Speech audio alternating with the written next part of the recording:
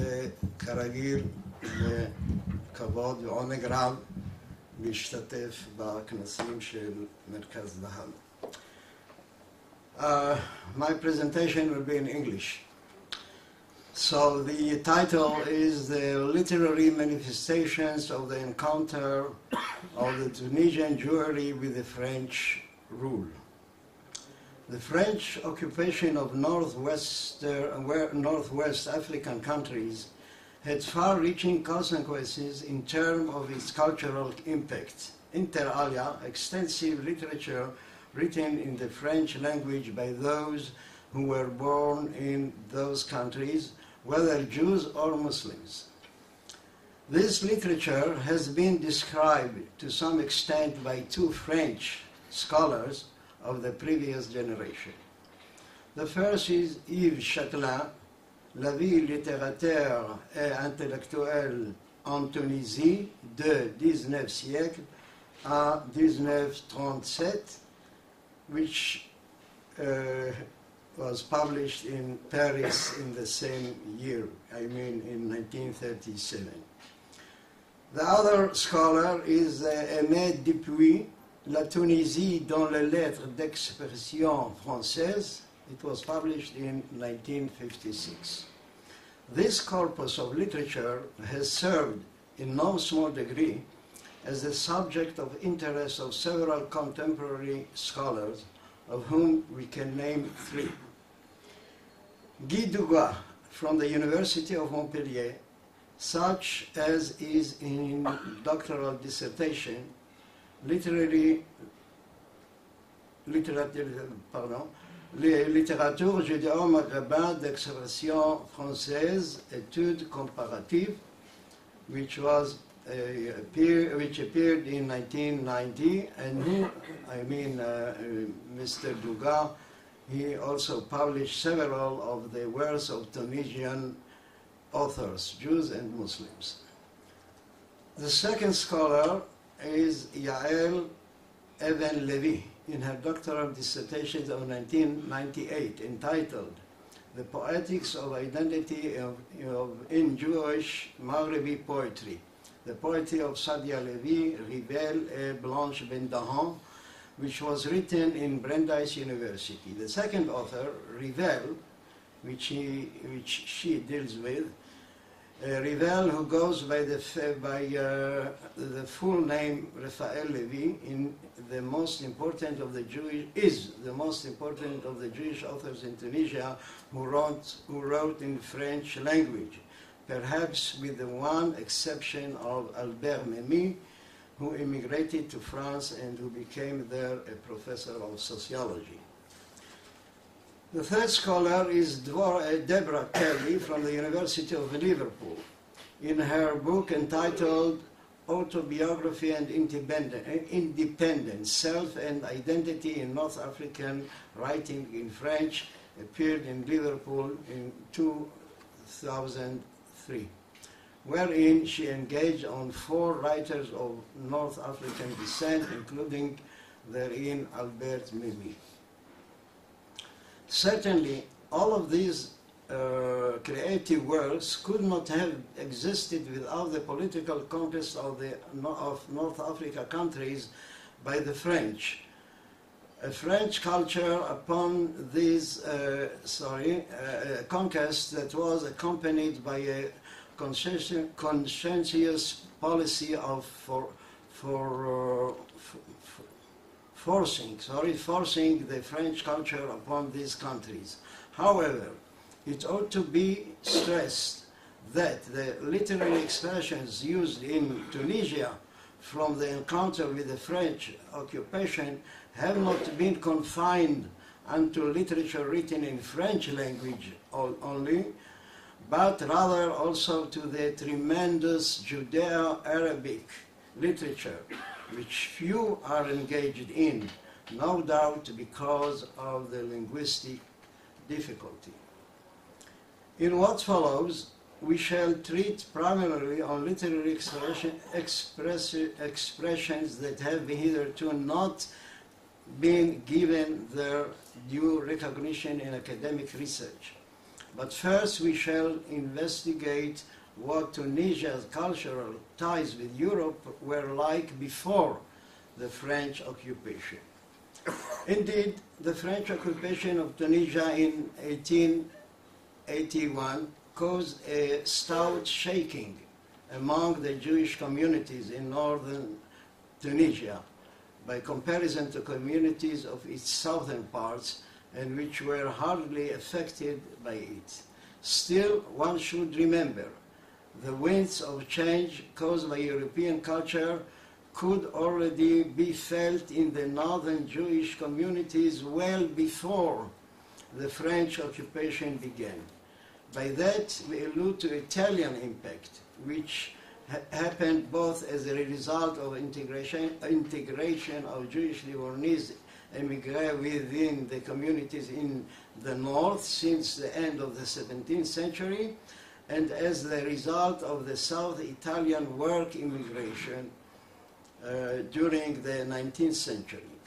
Italian political and economic interests were felt in the northern part of Tunisian kingdom, for example, in the port town of La Goulette, as may be deduced from its Italian name.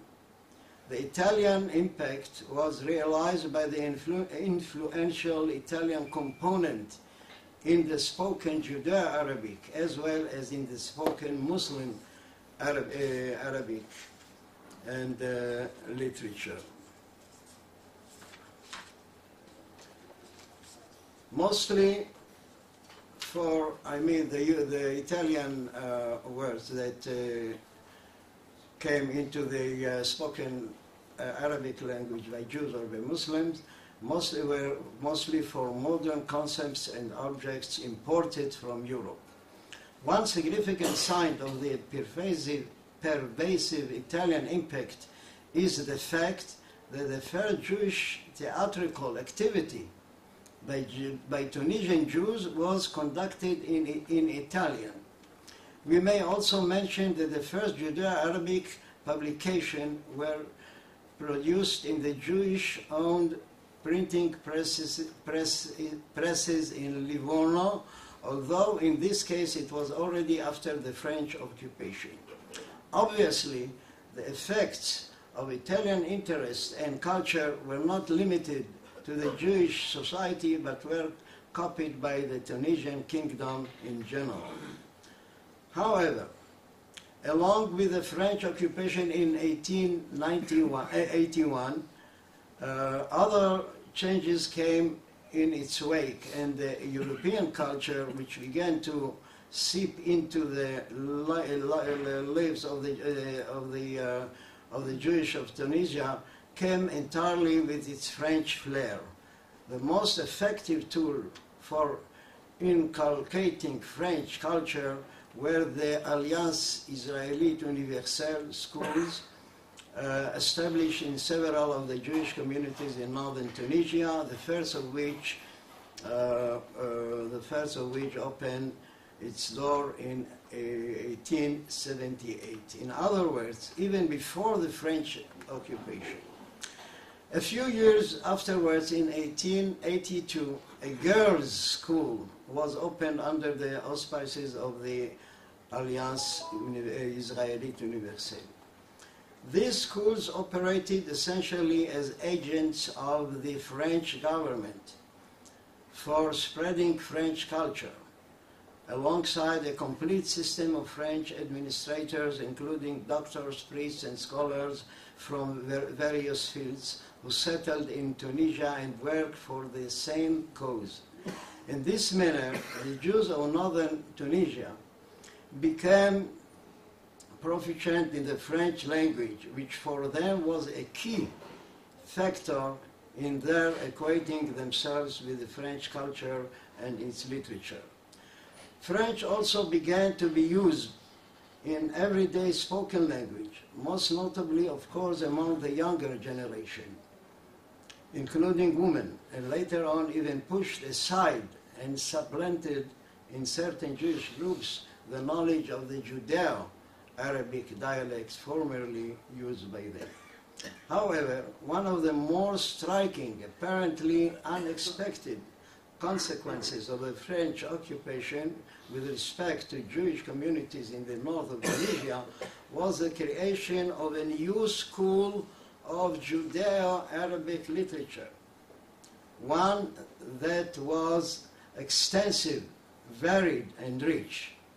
Unlike traditional Jewish literature, whose main aim was to preserve ancient Jewish religious values, this school responded with a clear and loud voice to the intense transformations passing over the Jewish community. The innovative character of the literature in question is expressed also by its creators, who were not numbered among the circles of rabbis and clerics, but were rather intellectuals occupied in the broader fields of study and who knew the language of the occupying factor, French, and who were open to its culture. Even so, they seemingly did not fully master the language in order to compose therein their own literary works. Furthermore, during the first decades of the French protectorate, they developed a limited short-lived tendency to use the modern Hebrew of the Enlightenment movement as a vehicle for original creation in order to strengthen that national Jewish identity. It seems that the new composers deliberately refrained from writing in French because of two considerations from the Jewish perspective. One, to distance the threat of cultural assimilation that comes with the adoption of a foreign language. Secondly, the planned designation of these new literary works responding to the reality of life with the Jewish communities. For these reasons, Judeo-Arabic was chosen as the vehicle of expression, which was well known to the Jews of all classes.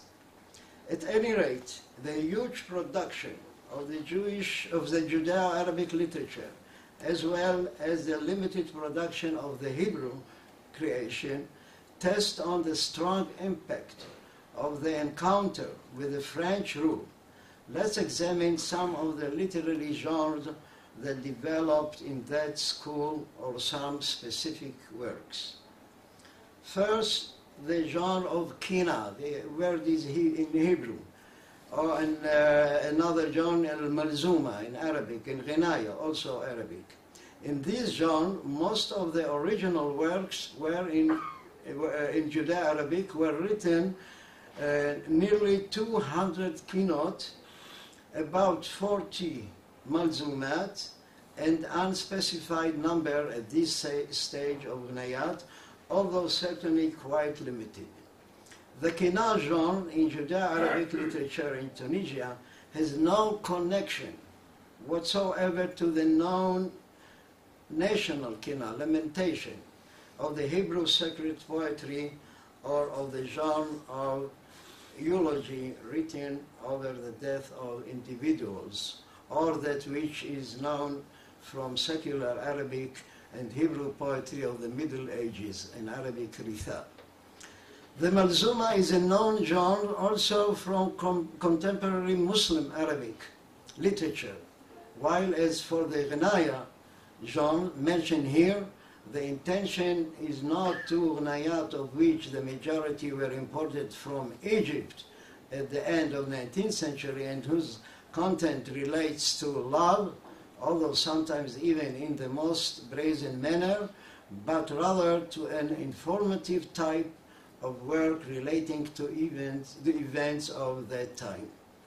Each of these three genres herein discussed are genres of original works that were written under the influence of broadside ballads or street ballads known from the European literature, including French literature of the 19th century. The common denominator in all of them is that they give vent to the vagaries of life especially during the period of political and social changes, as also the ideological and economic transformation in which Tunisian Jews found themselves, starting with the 60s of the 19th century. The Malzumat and the Ghnayat usually describe political events or life experiences such as the Malzumat of Al-Madrukin, which means those who feel stressed over the many preparations before the Passover holiday, and the Ghnaya dealing with the liberation of the town of Hafsa from the Nazi occupation during the Second World War. However, the most important of them all were the Kinot, since they are the scathing satirical replies to negative occurrences that frequented the Jewish communities of the North by way of imitating the permissive culture of the French. For example, the Kina of Al-Muda and Al-Libas, which means fashion and dress, or the Kina of Al-Lira wal-Ghulu, which means the lira, the cost of living, along with women and their daughters. Muslim literature of the genres known as Malzuma is the parallel of the Jewish Kina genre, a critique about similar negative influences that sprouted up in the Muslim society as a result of the French occupation, such as the Malzumat that leveled criticism against, and I give only the English translation, against the fathers who give excessive freedoms to their daughters. And the Malzuma, which criticizes, again, I bring also only the English translation, those women in Hammam al-Lif, it's a place in northern Tunisia, over their misconduct and bad behavior.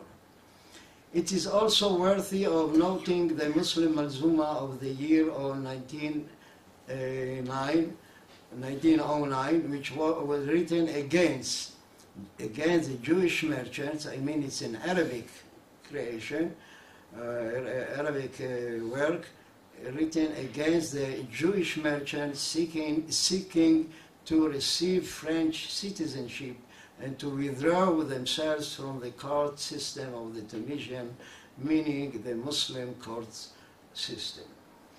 In all of this, the new tool of Jewish and Muslim printing presses in the city of Tunis serves to increase community involvement in its life, whether by providing access to information onto the broad sectors of society through these new literary genres, or by making use of this satirical and critical tool to express an opinion about these and other phenomena.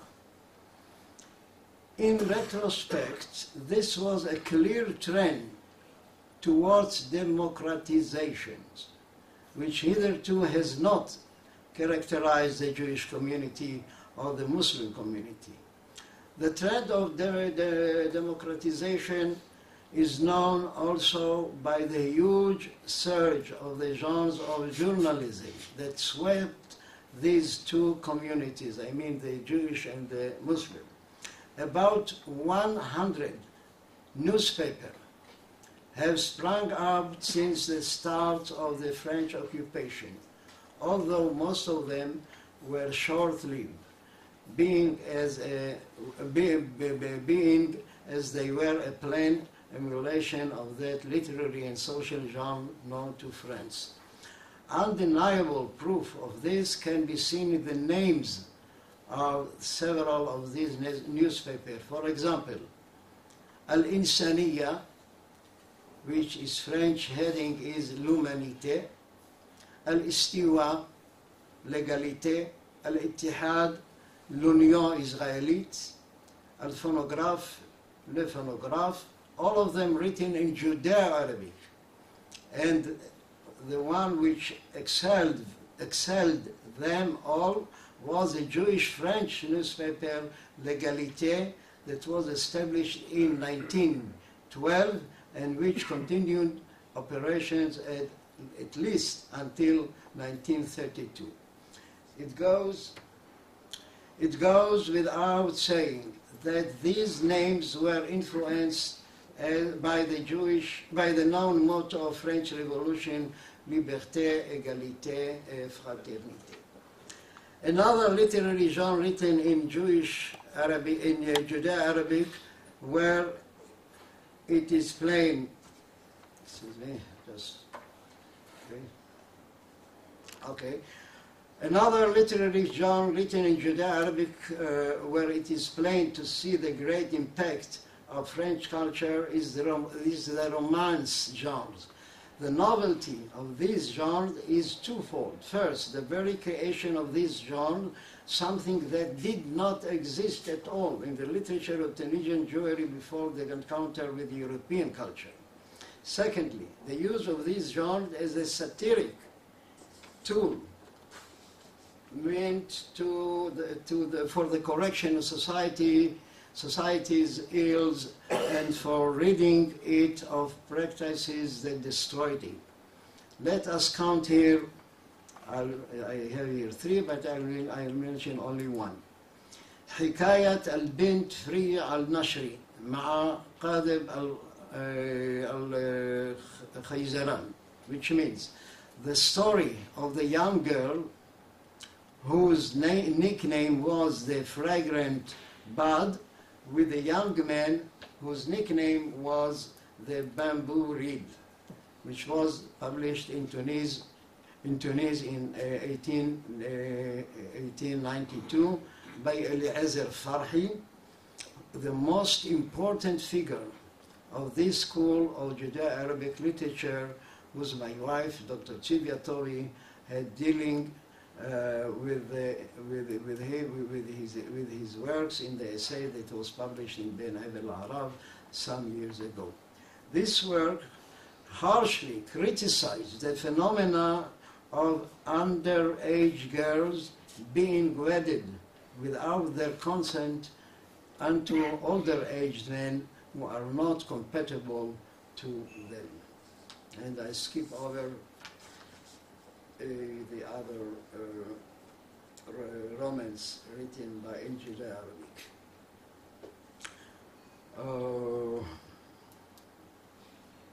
Okay, of course, we have also to deal with the literature written in French by the second and the third generations of intellectuals who were already grown up during the French protectorate, such as the trio Vihel, Jacques Victor Lévy, Vitalis Danon, and Rivel. This trio, whose social, literary, and cultural activities began in the end of the 1920s, got all their education in the school of Alliance Israélite Française, Alliance Israélite Universelle. In these compositions, ranging from documentaries to romance genre, poetry and drama, etc., they sought up to strengthen the national Jewish identity in the spirit of Zionism, to amend the social image of the Jewish community, and to document the folklore of the Jews of Tunisia. It is especially worthy of mentioning Rivel, the most important and productive person of this trio, who stood at the head of the theater, Les Escoliers, later known as Hakol, the voice, belonging to graduates of the Alliance Israélite Universelle schools. This theater was active between the years 1941 to 1955, and all of its performances were in French, but in subjects ranging from Zionism to other general Jewish matters. It's also worth it of noting the physician Shaul Shemla, in whose French work, Judaisme Tunisien Semeur, it means Tunisian Judaism is dying, which was published in 1939. He brought up critical issues for the social restructuring the Jewish community in northern Tunisia. On the one hand, he levels harsh criticism at the secularization process resulting from the encounter with the French culture, while on the other side, he turns against the matchmakers who seek to perpetuate a perverse traditional custom of the duta by which they cause the corruption of good morals in young women. And I come to the end of my presentation. Finally, let us make mention of the journals and memoir literature written by Tunisian émigrés who moved to France and to other countries after Tunisia's independence in 1955. Many books were written in these genres, and all of them in the French language, usually out of a trend of nostalgia for the good life experience in their native country, a life that ceased to exist when France left the country, left Tunisia. Of course, there is no wonder at this, that by adopting the values of French culture while still in Tunisia, it made it easier for the Jewish immigrants to become absorbed in the French society and to achieve great and distinguished accomplishments in all areas of life. In conclusion, the literature of the Jews of northern Tunisia in its varied genres, written even since the French occupation in 1881, whether that written in Judeo-Arabic until the 1930s, or that written in the French language in Tunisia itself or in France, constitutes entirely a faithful expression of the social and ideological changes that took place in these communities. To our great dismay, few have taken advantage of this important source in helping them understanding the world of Tunisian Jewry in recent generations. Thank you.